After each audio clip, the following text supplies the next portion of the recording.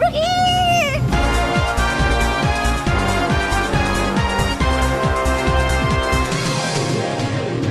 Several Ponyvillians gather together for their newly formed Trivia Trot competition, and Twilight is more than eager to keep up her winning streak.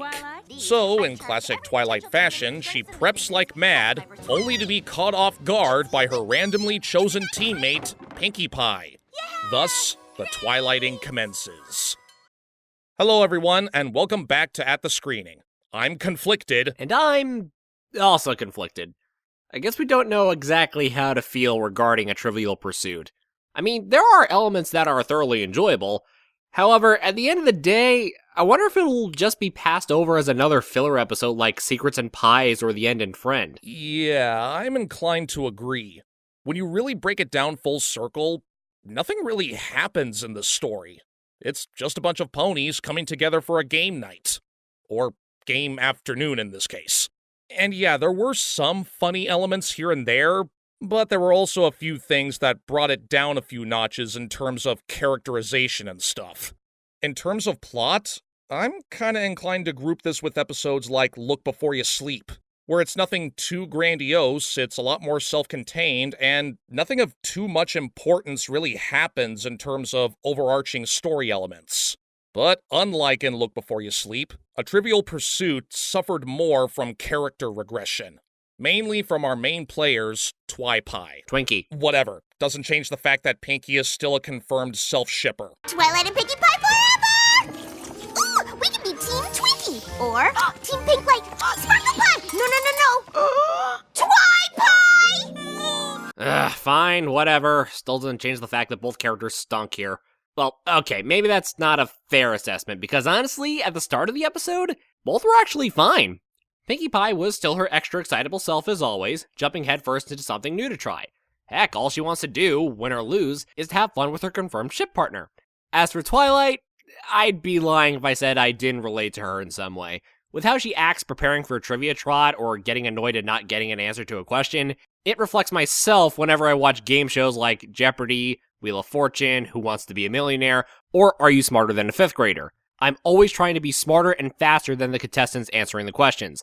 By the way, the new Are You Smarter Than a Fifth Grader with John Cena as the host is absolutely fantastic. I highly recommend it. But then we get to the second act and the episode starts to fall apart. To start, Pinkie is apparently dumb as bricks as she gets questions completely wrong. For the record, Pinkie Pie is not that naive. I don't think having a party planning cave with everyone's likes and dislikes qualifies as being an idiot. As for Twilight, look, I understand getting lost in the spirit of competition is inevitable and that we all want to be winners in the end. However, sabotaging your own teammate plus trying to win off of very specific technicalities is pretty loathsome. I mean, I want to succeed at all costs as much as the next guy, but not at the expense of my partner or tattling on the other contestants on a triviality. Yeah, I kinda felt the same way. This just seemed to be an unfair excuse to see more Lesson 0 levels of Twilighting when it honestly wasn't warranted.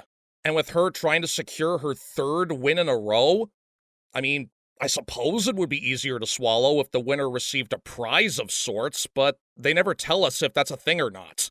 As is, even though this is a knowledge-based game, this sounds more like a Rainbow Dash story rather than a Twilight Sparkle story.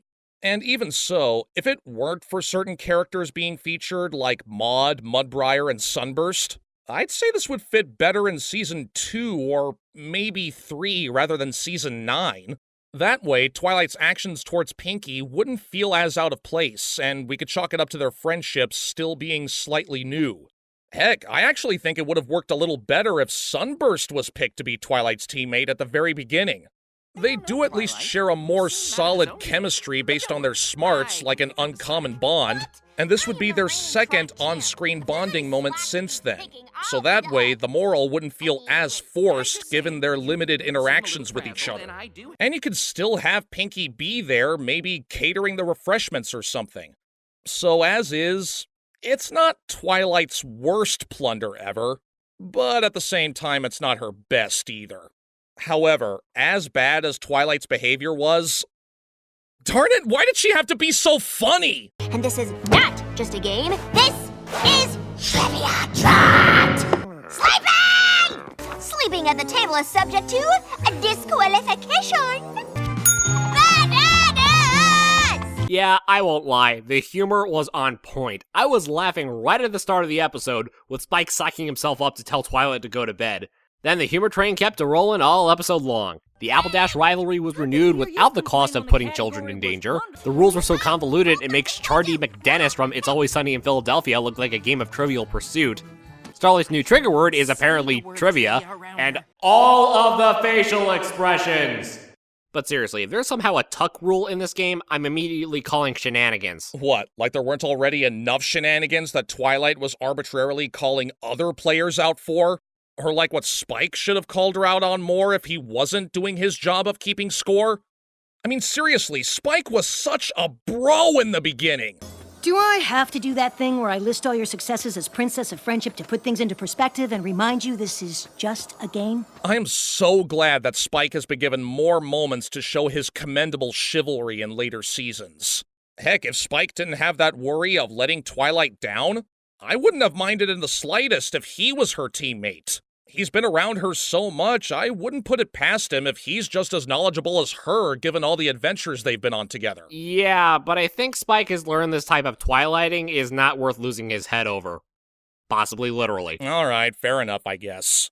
But aside from that, the other thing I kinda have to deduct points for is the ending. Yeah, of course, Twilight learns her lesson, yada yada yada, but I feel like they ended the episode too abruptly before we could see the outcome of the game. I feel like that could have been some extra time for the lesson to fully sink in. But as is, all I could say when the credits started rolling was, that's it? That's how they're ending it? I mean, the only thing they really give us is Derpy trying to open the doors to get inside. Kinda makes you think, is Derpy secretly a brainiac? I don't know, but I guess we'll leave that to the fanfic writers. Overall, A Trivial Pursuit is just there. It's not the worst thing in the world, it's not a masterpiece, it just exists. Yeah, it was funny in a few places, but the way the characters were written kinda soured the overall experience. I was originally gonna give it a hooves down, but with its few positives and after a few rewatches, I'll be fair and I'll move it up to my third hooves neutral this season. You know, after much contemplating, I'll also be giving it a hooves neutral.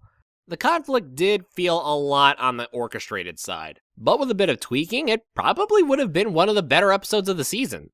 For example, after reacting to such a wrong, though also correct answer, have Twilight worried that all of Pinkie Pie's answers will be just as wrong.